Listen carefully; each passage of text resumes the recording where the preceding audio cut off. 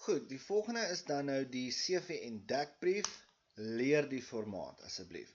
CV is 'n dokument wat 'n persoon se identiteit, persoonlike besonderhede, loopbaan, kwalifikasies en prestasies beskryf. So the CV is a document that gives information about a person's identity, his personal details, his career, his qualifications and his achievements. Okay?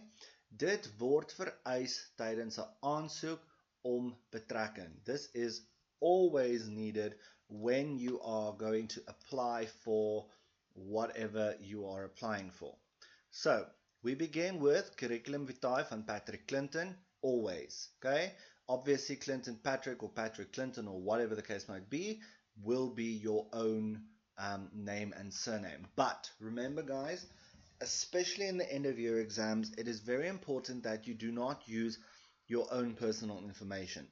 Part of the exam guidelines and exam rules say that nowhere on that paper may your name, your surname, your ID number, or your school or center's name be mentioned. Okay? So again, creative writing, use your persona. If you are a Friends fan, then you can be Regina Phalange, or you can be Anastasia Beaverhausen if you are a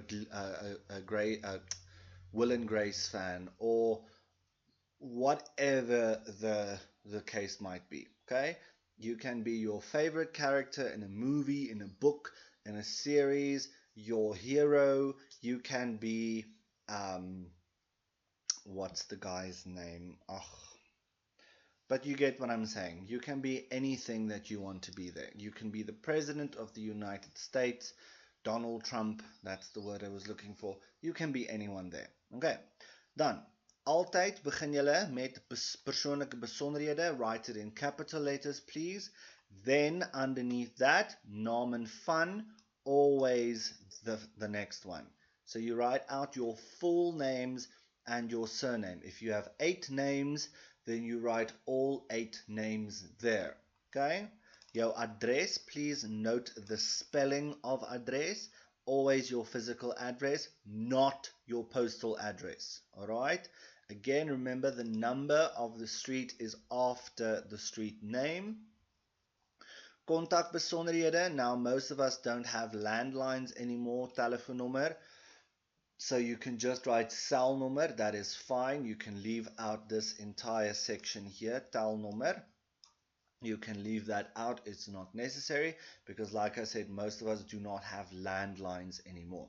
So celnommer, 1 or 2 is fine, whichever one we can contact you on, and then an e-pos address is also fine.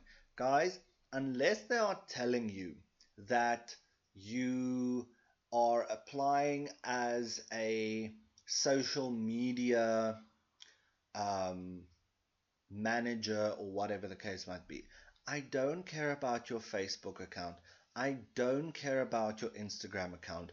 I don't care about your TikTok and your Snapchat and your whatever else. Okay? Telephone number, email address. You might even give a LinkedIn here as well. LinkedIn is fine because LinkedIn is mainly used for job applications and things like that. So it's basically like a virtual CV. But again, unless they ask for you to be all technological and wow, cell phone number and email address is fine. Why complicate things? Goed, dan jou geboortedatum, date of birth, written out in full, please. Geboorteplek, where you were born. I don't care about the hospital. I want to know which town you were born in. Okay? Identiteitsnommer, ID number goes next. If you don't know your ID number, make sure that you have the same amount of digits, make up a number. Obviously, remember that the first 6 numbers there will be your date of birth. Né? So you see there is the 90, it goes over there. March is the 3rd month, so the 03, and then 02 goes over there. Alright, and then the rest of it follows suit. Huwelik status, marital status, are you married, are you single? So is jy getroud, is jy ongetrouwd? Is jy 'n weduwnaar, 'n weduwee, is jy geskei, anything like that. It's not Facebook, so we're not going to put crap there like it's complicated. Okay? So jy is getroud, jy is ongetroud, jy is geskei, jy is 'n weduwee of jy is 'n weduwnaar. Goed. Nationaliteit, Suid-Afrikaner. Do not complicate things, because the moment that you're going to write here anything other than Suid-Afrikaner, you are going to be forced to write a passport number as well. Maybe even a visa number. Alright? So don't complicate things. Even if you're not a South African, we really couldn't care. We welcome you with open arms. Jy's 'n Suid-Afrikaner. Alright. Goed. Skoolopleiding comes next, again capitalized. They forgot the deeltekentjie there, so just put a double punt. Just put a double punt there. Goed, sekondêre skoolopleiding, so secondary education, which is where you are now. High school, we really couldn't give a flying rat's behind where you went to primary school and sniffed glue and ate boogers. So sekondêre opleiding is where we are at. Okay, so you tell us when you were there, the years, which school you attended, and where the school is. Alright? Hoogste kwalifikasie is your highest qualification. It will always be Nasionale Senior Certificate, especially if you have passed grade 12. You guys are still in grade 12, so your highest qualification will be Graad 12. Alright, you're not going to do this National Senior Certificate because you're only writing that at the end of the year.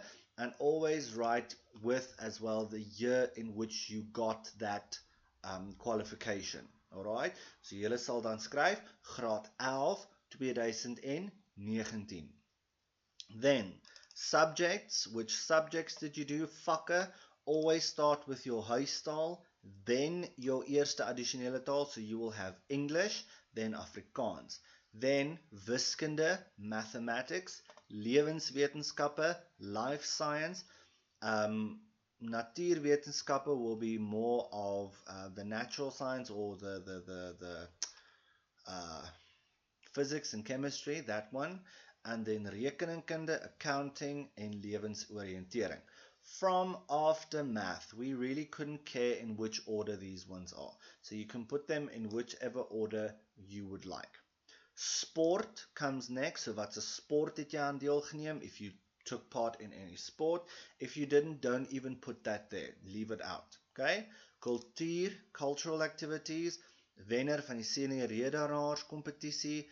Again, as you see there, it says meld die jaar of die jare. Okay, so tell me which year or years you were the winner of the debating competition. And guys, cultural activities has nothing to do with actual culture. Okay, so you're not going to say that you took part in the school's cultural concert.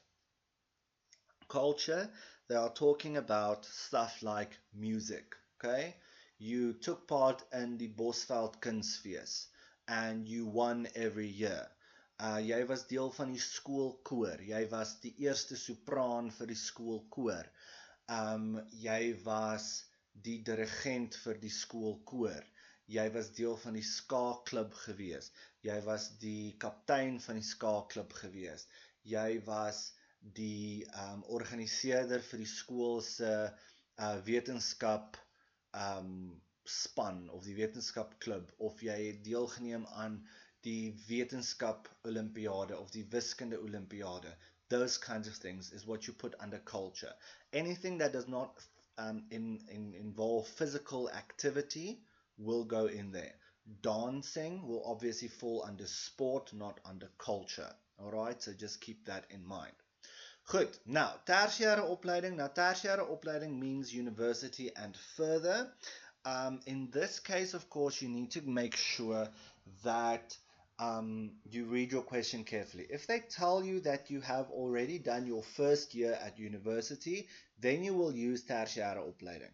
If they do not give that to you, you forget about tertiary opleiding. Then this entire section here, up to referente, gets ignored. Okay.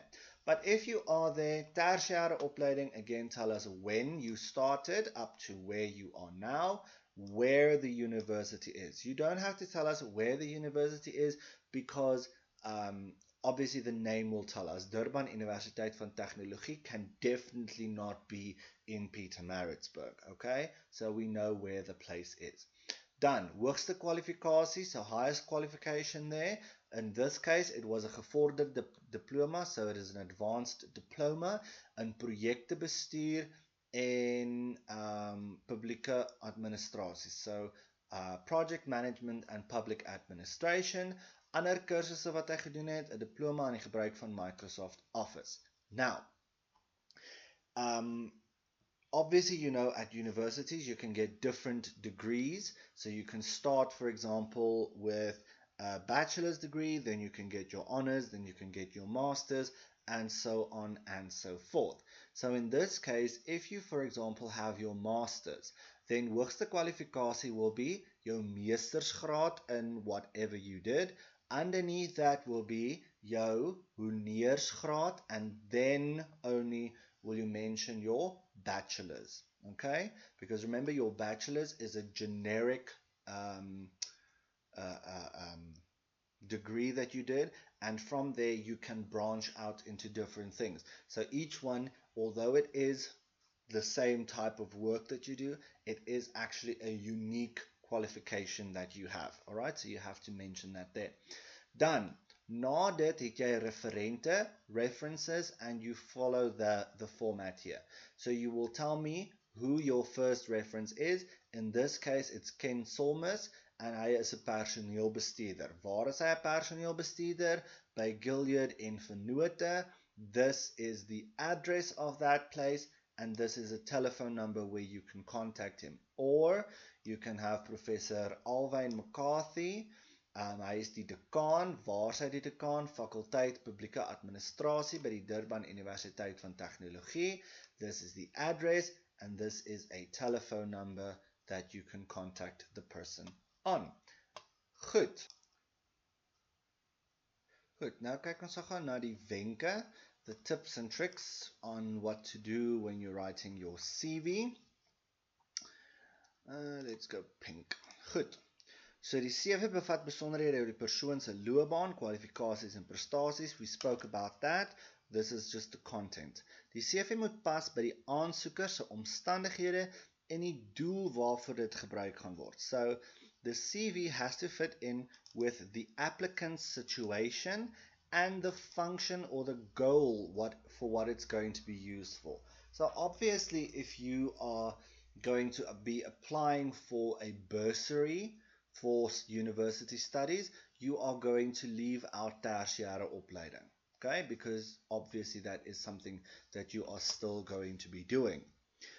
Dink aan die posbeskrywing en die teikenleser. Watter inligting sal die werker graag op jou CV wil lees? So look at the post, the description of the post that you are applying for and the target reader. So what this means is, if you are applying for a job as a waiter, are you really going to put up all your courses that you did and your science Olympiad marks and all of those things? Is that really important? No. Okay, so you're going to leave that information out. It's unnecessary information. It makes your CV all thick and boring to read. Okay? Die CV word altyd van 'n begeleidings of 'n dekbrief vergesel. So we've spoken about that already. So with a CV, you will have a cover letter with that, and then we already spoke about jongste opleiding en kwalifikasie moet eerste kom. Goed.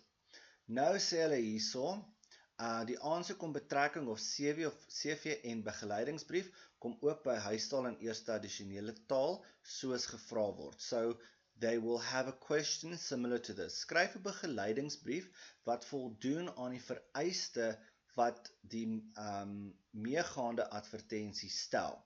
So basically what it means is you need to write a cover letter that matches with the description of the CV that is added and the advertisement. Okay, so basically you will have a simple CV plus an advertisement in your exam, and then you will have to use the information that is mentioned here, and you will have to write a cover letter based on that.